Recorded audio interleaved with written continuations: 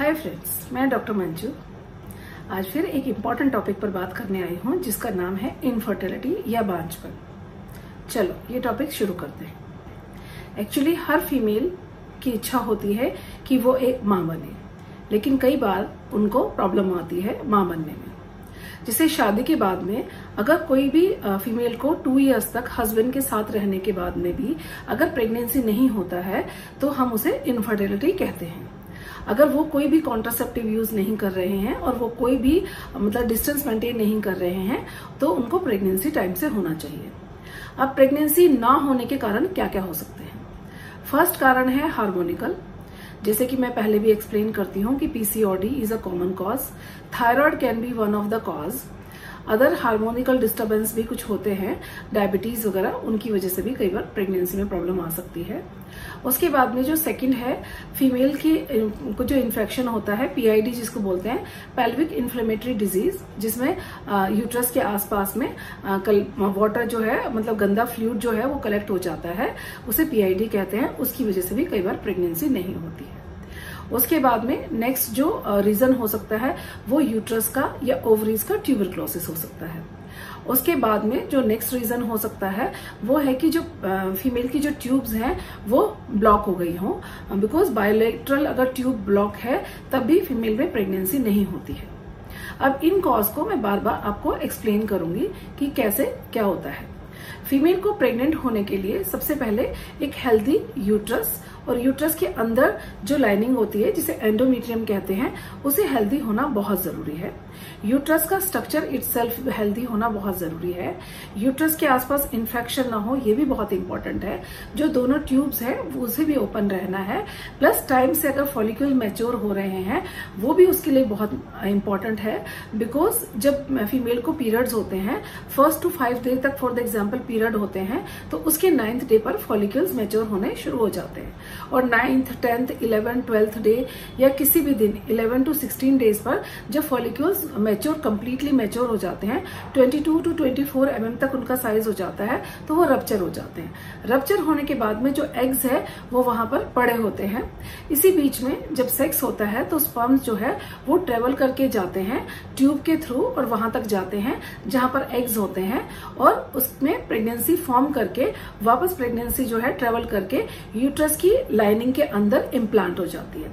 आपको पता करना होगा अगर बाय चांस किसी को बच्चा नहीं होता है तो ये पता करना बहुत जरूरी है कि प्रॉब्लम कहाँ पर है।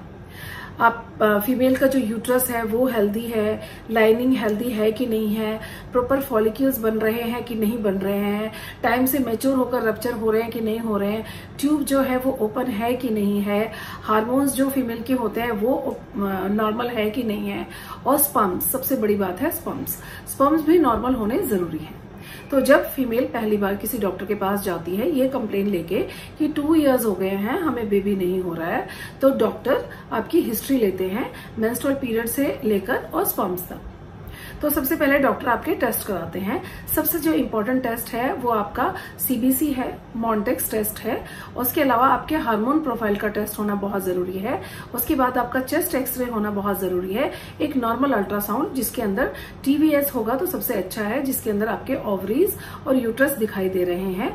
उसके बाद में पीरियड के 4th डे या 5th डे पे HSG नाम का एक टेस्ट होता है, हिस्टोसैल्पिंगोग्राफी जिसको बोलते हैं। उसके अंदर बायलेटरल ट्यूब्स जो हैं वो देखी जाती हैं कि वो ओपन है कि क्लोज है। अगर वो ओपन है तभी प्रेगनेंसी हो सकती है, क्लोज है तो प्रेगनेंसी नहीं हो सकती है। उसके अलावा बाद में उनका फॉलिकुलर स्टडी शुरू होता है फीमेल का। 9th day of her periods से फॉलिकुलर स्टडीज होगा जो कि हर अल्टरनेट डेज में या डेली बेसिस पे होता है।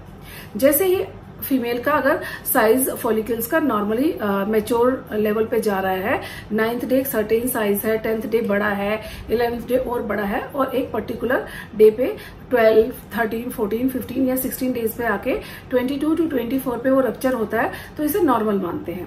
अगर फॉलिक्यूल स्मॉल होने के बावजूद ही रप्चर हो जाता है तो उसे प्रीमेच्योर रप्चर मानते हैं, उसमें प्रेगनेंसी होने के चांसेस कम होते हैं।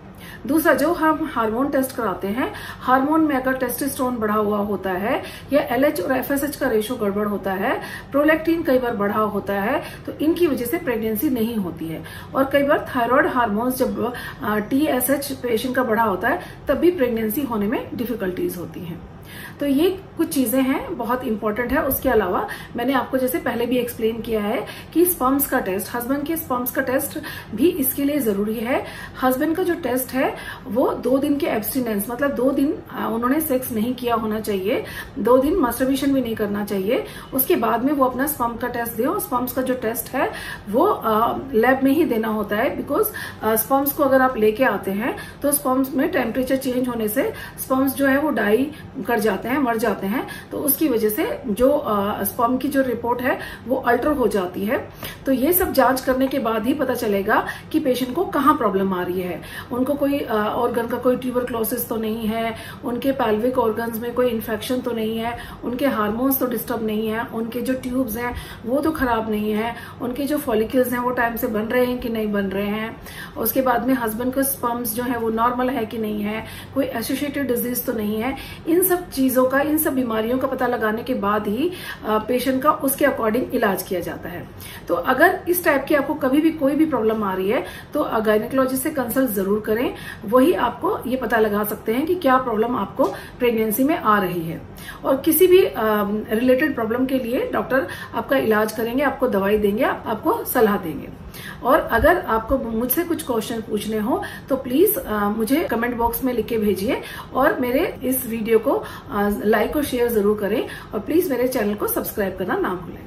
Thank you.